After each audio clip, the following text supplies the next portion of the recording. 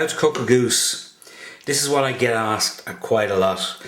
It's very straightforward and it's very similar to a chicken. Now there are a couple of things that you want to do before you begin to put it into the oven. Now I also am going to be stuffing this goose, but there are a few bits and pieces in regards to preparation that need to happen first. Now as we know, goose is a very fatty animal, but there are ways of minimizing on the amount of fat that you actually that ends up on the meat that you're eating. So what do we do? Right, first of all, up his jacksie here, you can see that there are large amounts of fat here, right? They need to come out. So when you pull it open, you pull the flap open here like that, you're going to see the fat attached like it is here, okay? So the first thing to do is to take all that out and just get rid of it. Now, if you're going to stuff the bird, which is what I'm going to do, just make sure that you give the inside of it also a wipe out as well, and have a sharp knife on hand just to trim off any other bits and pieces. Now this is the neck skin from the bird. Now you don't need to leave all of this on. I'm trimming quite a bit of it off there, as you can see, but what I am going to do is I'm going to put a small onion down inside here, inside the crop here, okay? So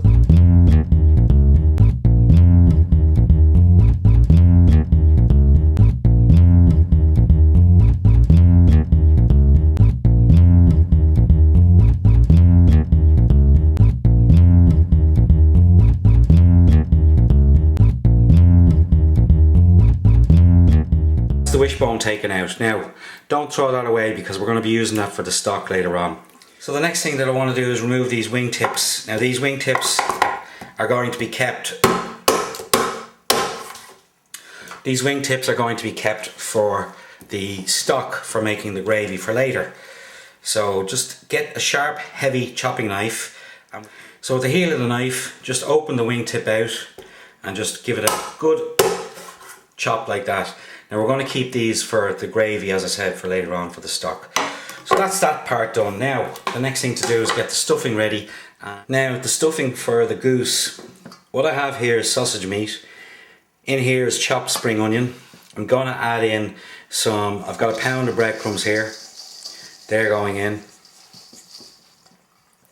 And I'm also going to add in a diced onion, sage, and also lemon juice that will go into the stuffing as well to help keep it moist. And also as well, I'm not going to discard the lemons because they're going to go up into the bird as well. I'm only going to half fill the bird with stuffing because I want to make some little stuffing balls as well that will cook on the outside. So diced onion here. This is going to go into the stuffing now. Right, so that's that. Now I'm putting in the sage, and there is about 3 tablespoons of sage here.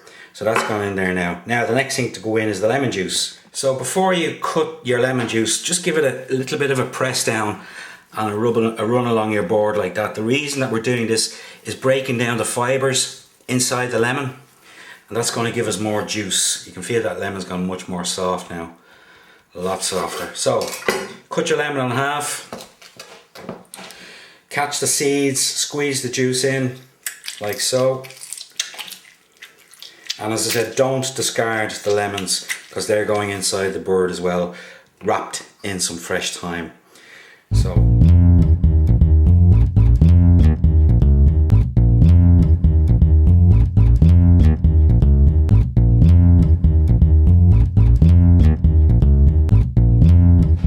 now one last thing to do before we stuff the bird.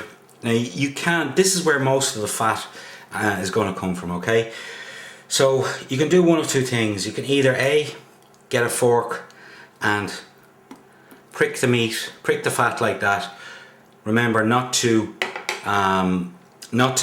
slice in, or should I say pierce the flesh on the bird. So that's one of two things that you can do. Or B, you can get yourself your sharpest knife that you have and just score the fat like so. Again, taking care not to cut into the flesh. So that's what I'm going to do here, is I'm just scoring the fat like this. And as I said, be careful not to slice into the flesh. So the reason I'm scoring it like this is because, as I said, by doing this you're going to help to release a lot more fat from the skin of the bird as it's roasting. So that's that now. So the next thing to do is to stuff the bird. So get a ball of your sausage meat stuffing that you've done and literally push it down the crop, or should I say up his jacksie up to the crop, and just keep. Now I'm only half filling this bird, as I said earlier, because I want to fill the remainder of the bird. Now that's enough there on that. So the next thing that I want to do is, I have a bunch of thyme here, fresh thyme. That's going up inside the bird, but I'm going to use a couple of lemons as a barrier first. So these are the lemon shells that we used earlier for squeezing the juice out of the bird. So just fold up the thyme like that and just push it up also inside the bird like this, and then just finish off with the lemons. So what you're left with inside is what you can see here. So like that. So now the next thing to do is to tie the bird. I have the two legs, the two tips wrapped like this. Now what I'm doing is I'm folding up the tail here like this, and now I'm wrapping the thread around the two of them like that. Now by doing that and folding the tail up like so, that's going to keep the tail in place while it's roasting. So just loop it off like that, pull it tight. Just give it a couple of loops here just to tighten it off and tie it. So that's that done, right? Now the next thing I want to do is I want to tie up the wings. Okay, same thing in the opposite direction. Thread up to the back of the bird here like this, couple of loops, and by the way, if you make a few loops like this, like I'm doing here with the thread, I'm just pulling it down like that. If you make enough of them, right, what happens is when you pull it in tight, because you have so many loops, the thread locks in place, or the string, whatever you want, it locks in place by therefore allowing you to tie off the knot at your leisure. So just through like that, and just lock it off. Right, now the bird is ready to go into the tray. Now in the tray, all I have here is roughly chopped veg, carrots, onions, celery, some garlic. Now, but what I have done is I've turned the onions, I've cut the onions in half like so and turned them up. The reason I've turned them up is because I want the onions to act as a trivet to keep the bird up rather than sitting down in the dish, because I want to be able to baste the bird while it's cooking. So just make sure that I have everything as I want it before I begin to cook the bird. Now, cooking time. So cooking times for the birds. Now, you allow 15 minutes a pound, or you allow 33 minutes a kilo. This bird is just over 4.5 kilos, so that means it's going in for a ballpark of about 3 hours. Now you gotta remember to baste frequently.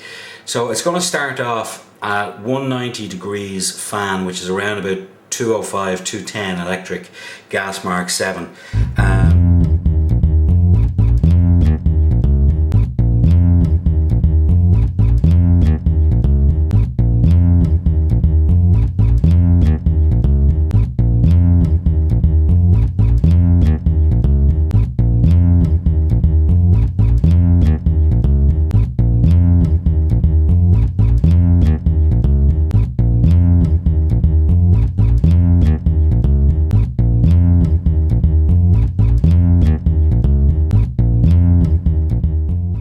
you need to do is to grab a small amount of stuffing like so in your palm and just give it a roll like this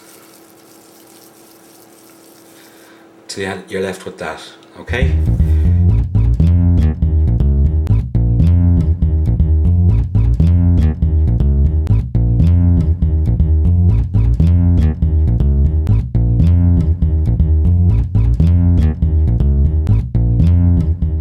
Now we're not even 40 minutes into the cooking process yet, and you can see the amount of fat that's come out of this goose already.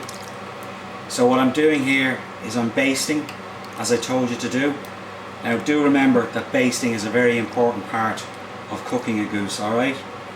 So a few more minutes at the 190 degrees centigrade fan, 205, 210 electric, gas mark 7, and then we're going to lower the temperature down, but do not forget to baste. Now we're going to get ready the little sausage patties that we have for the stuffing. So there's a little bit of the goose fat going in. Just get it around. Now what I want to do is I'm going to just colour these in the pan, and I'm going to finish them in the oven because I don't want them to, if we keep cook, should I say, if we cook these on a high heat, they're going to burn quite easily. So now when you get them into the pan, just give them a little press down like that, okay?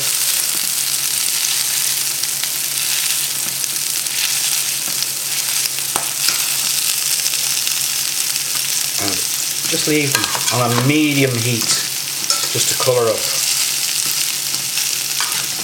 For those of you that might be wondering about the liver, don't worry about that. That liver is going to actually break down into the stuffing ball itself during the cooking process after we put them into the oven. Even when I flip them, you'll see that the speckles that were all around them have disappeared. So don't be afraid to use the liver, and as I said, all it's going to do is add a little bit of extra oomph to the stuffing. Alright, so use it. Now let's flip these.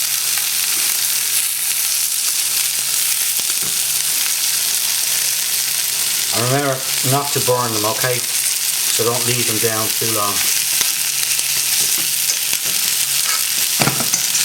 Now in regards to roasting them and finishing them in the oven, all I'm going to do is just literally put the whole pan into the oven.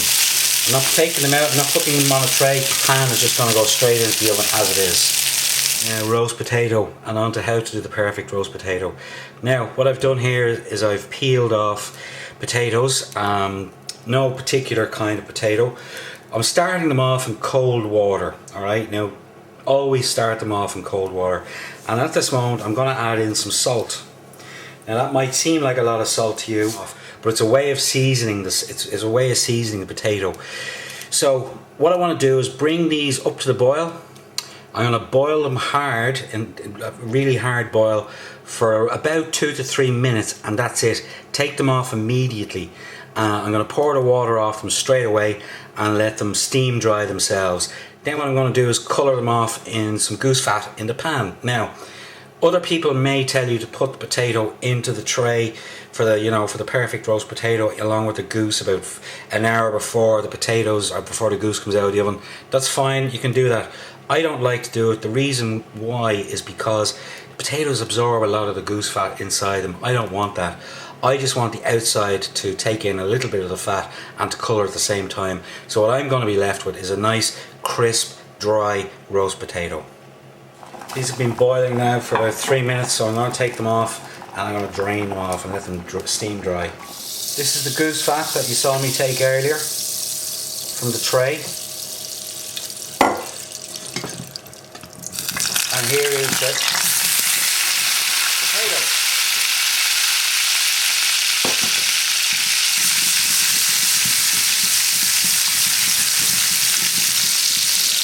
Now what I want to do is I want to get an even coat of goose fat all over the potatoes. They're going to go then onto a flat tray and into the oven.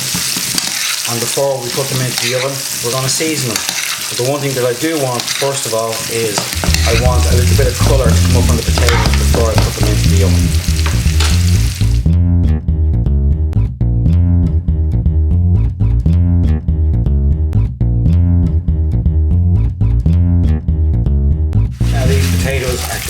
already. As you can see, there's a nice colour has come up on them, which is exactly what I want. And so what I'm going to do now is transfer these onto a tray and finish them in the oven. Now you can see the goose has just come straight out of the oven. So what I want to do now is I want to make sure that it's done. And how you check to see if it's done is we're going to cut the thread here and we're going to lift it and check the juices. Now if the juices run clear, that's it. The goose is perfectly cooked. So let's get on with that. So take out the thread, get a couple of forks in either side of the wings and lift. And what we want to do is, I'm just going to move this up here like that. I'm going to just press in here and press down.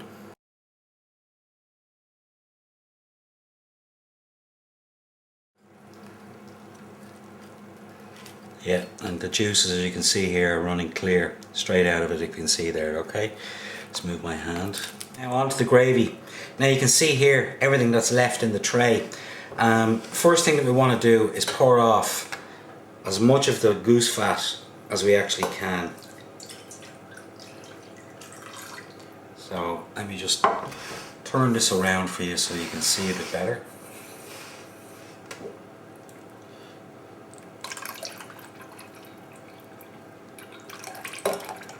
Now I don't want to throw it all off because I'm going to be mixing in a bit of flour into this. But you can see here, and don't forget we also took fat off earlier as well. But you can see here the amount of fat that's actually left that came off the goose. Quite a lot. Okay, so let's get on with the gravy. Okay, what we've done now is we've put the items that were left in the pan back onto the heat. We've poured off the fat, most of the fat that was in the tray. And what I'm doing now is I'm just breaking down these apples that we had in here and everything else that's in here as well, because I want all this to go into this flavour into the gravy. Now, first thing that I want to do is I want to add in some of the stock that we did earlier, and the reason being is because there's a lot of nice caramelized sauce slash juices in the tray here. So by adding in the stock now, what I'm going to do is just cook the stock on a little bit more in the pan to break all these caramelized bits down that might be stuck to the bottom of the tray or to the edge of the tray or whatever the case may be. You can see here what I'm talking about. So I'm just going to carry on with this now. Right, now I'm mixing in about a cup of flour in with everything. I'm going to turn out the heat underneath this tray, and then when I have the flour thoroughly mixed, I'm going to transfer the whole thing to a pot and add in the stock, cook it out for about 15 to 20 minutes on a low heat, and then pass the gravy through a strainer to get rid of all the bits and pieces. Right, now you can see we have everything in a pot here, and now what I'm going to do is start adding the stock. Now don't add all the stock in at once. The reason being is because you don't want to make your sauce too thin.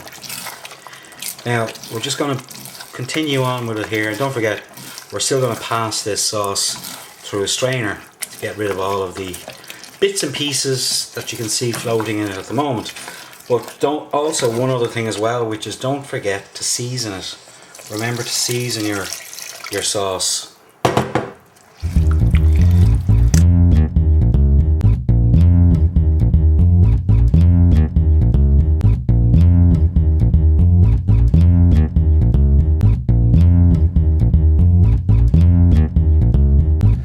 Now the first thing that we're going to do is carve the legs. So what I want to do is make sure you have a sharp knife, okay? It's just get the blade in between the skin like that and at the same time cut down.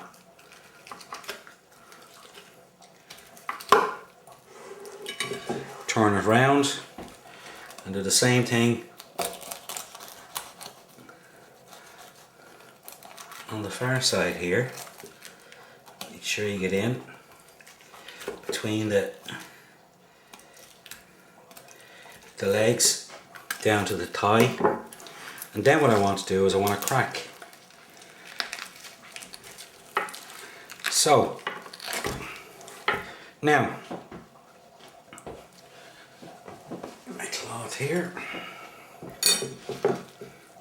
and I'm going to cut the legs off. Let me just show you here. Cut the legs off like so. Now you can see that the meat is lovely and moist. It's not overcooked, it's cooked great. That's what we're looking for. I'm also going to remove this wing tip here, and now I'm going to turn it over. Remove this wing tip and do the same. So remember, as I said, just crack it down like that. Get your blade in and just run it along. Let the blade do the work. Let it follow the bone. Now once again, perfectly cooked here, as you can see. Lovely and moist. So what's next? Okay, next is to remove this wing tip here.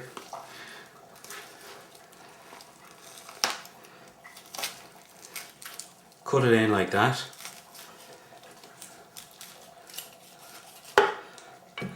Again, and turn it over the far side. Do the same thing. All you do is lift up, run your blade in, keep lifting, and at the same time cut and lift. So you can see here what I'm doing. Just let the blade do the work. And now all that's left to do is to carve the breast.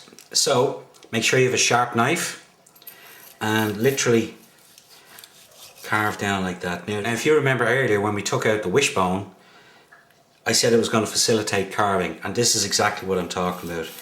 I've no obstruction here at all. I can carve straight down like that. Now as you can see, that meat is perfectly cooked. There's still plenty of moisture left in the meat, and all I need to do is carve like that. So you can see how straightforward it was to cook the goose and prepare it.